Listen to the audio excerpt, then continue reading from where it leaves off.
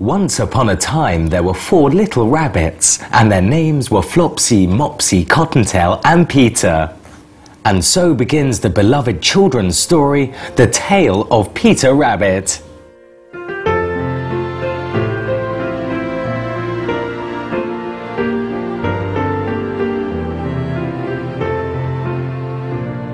Wonderful viewers, welcome to Models of Success.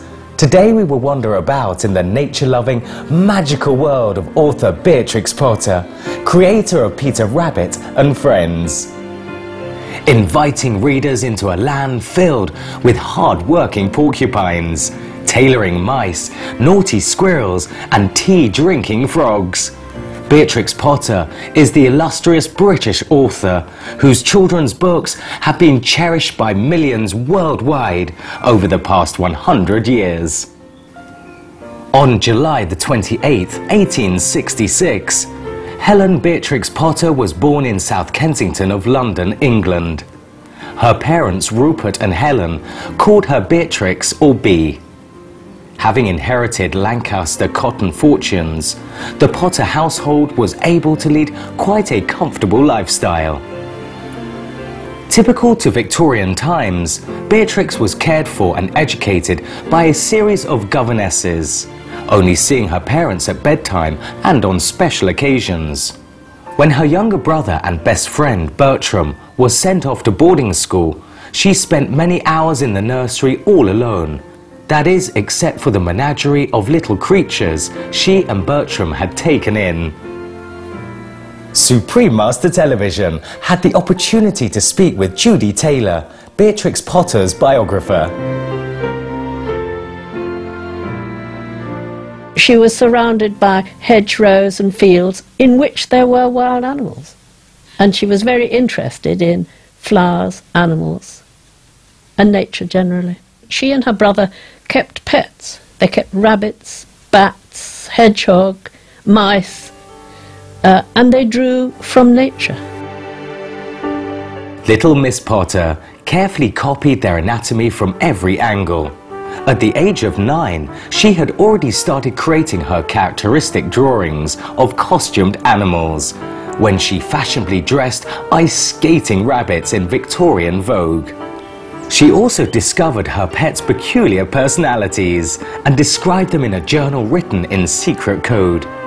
Designed to keep from her mother's eyes, the code whose script was so tiny it had to be read with a magnifying glass, would not be solved until 1958, 15 years after Beatrix's passing. The mischievous behaviour of her rabbits Benjamin Bounce and Peter Piper would serve to be the inspiration for Beatrix's stories, The Tale of Benjamin Bunny and The Tale of Peter Rabbit. She was a very fine watercolourist. Before she did her book, she painted all the time. She went to the South Kensington Museum, which today is the Victoria and Albert Museum, and she copied pictures there.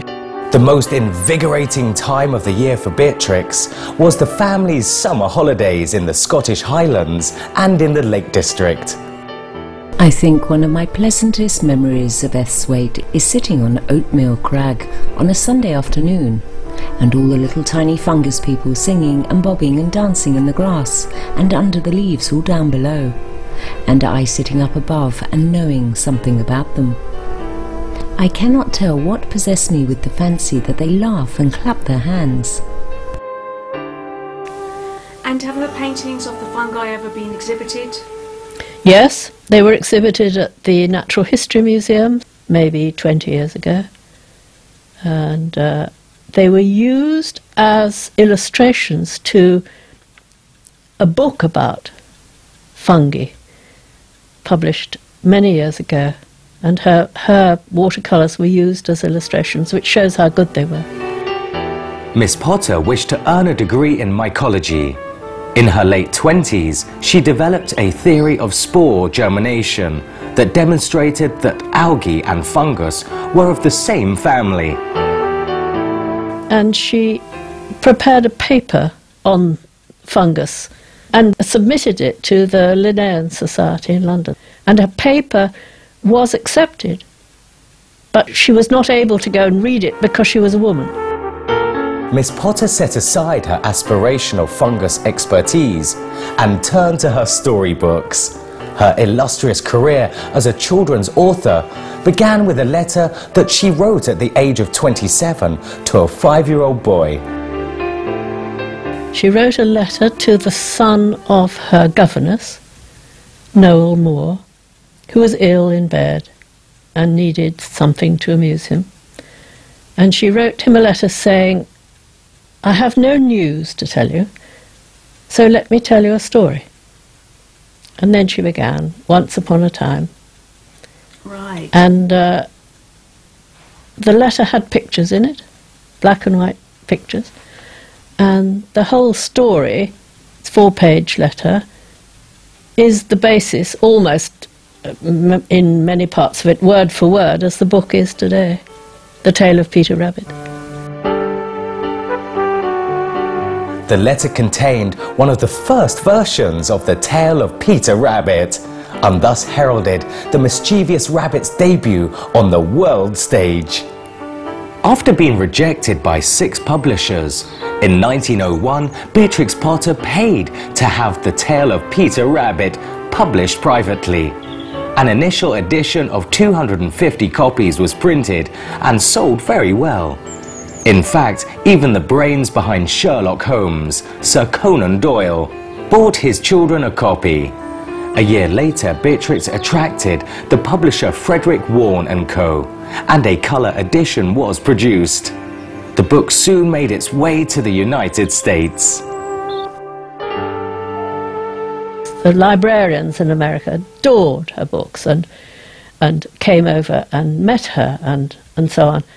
And she said how much she valued their opinion of her books. Beatrix Potter's books are the perfect example of how to put a book together for children. She designed them so that you have to turn the page to see what's going to happen. And she balanced the text. She literally designed the book. She saw where the text would go, and then the picture would balance the text visually. She said she made them small for little hands to hold, which is a nice thought.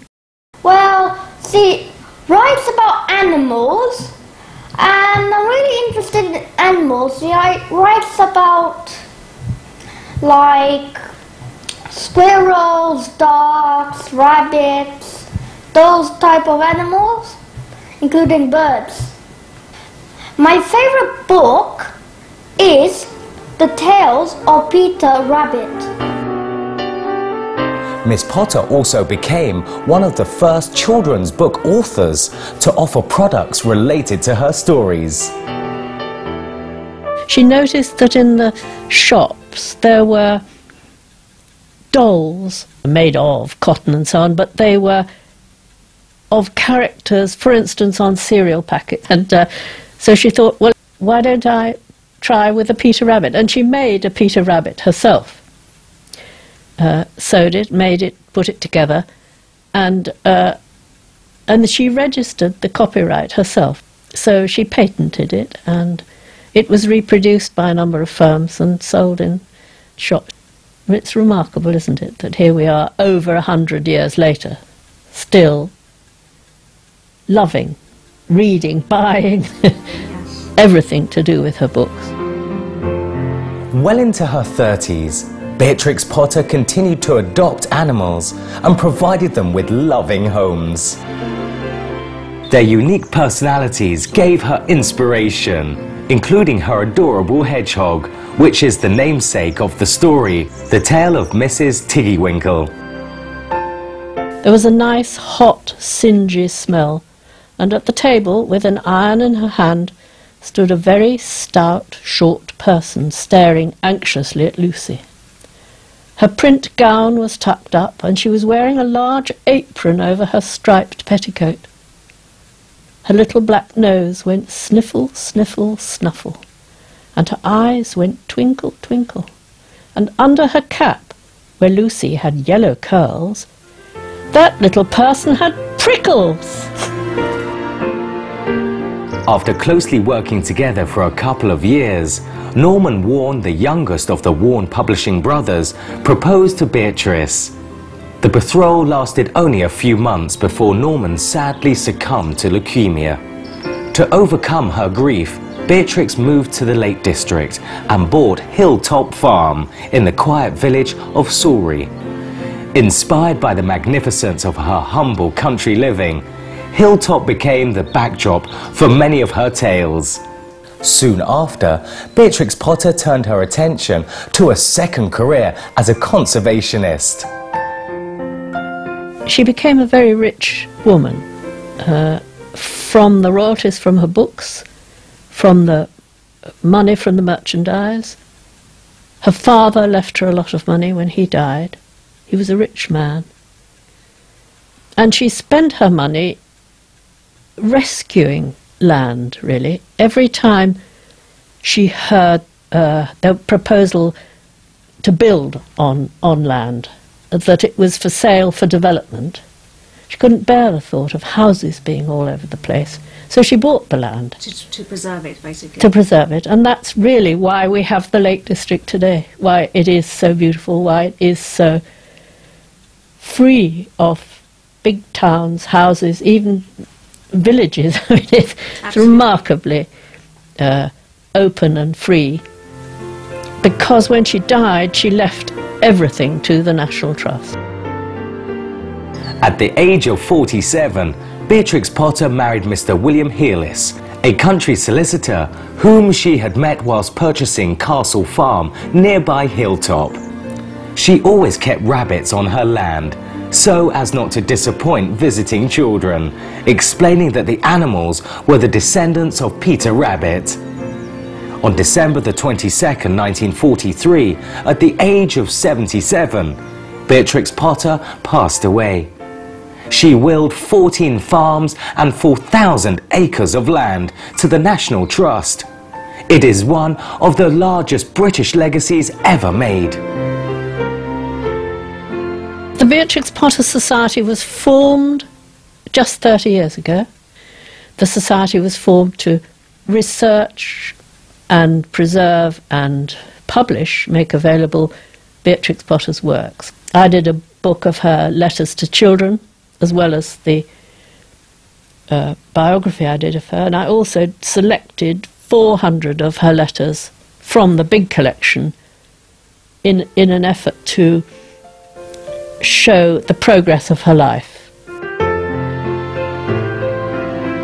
Beatrix Potter's legacy is not limited to her wonderful children's books, but extends to the vast natural lands and animals that she helped to preserve and protect. What heaven can be more real than to retain the spirit world of childhood, tempered and balanced by knowledge and common sense, to fear no longer the terror that flieth by night, yet to feel truly and understand a little, a very little, of the story of life.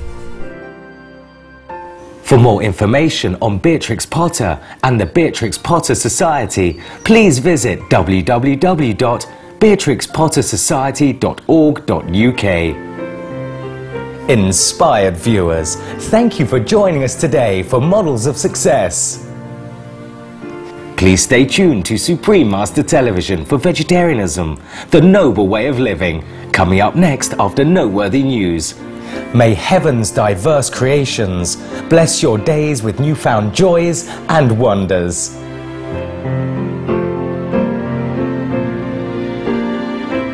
For more details, please visit www.suprememastertv.com/MOS.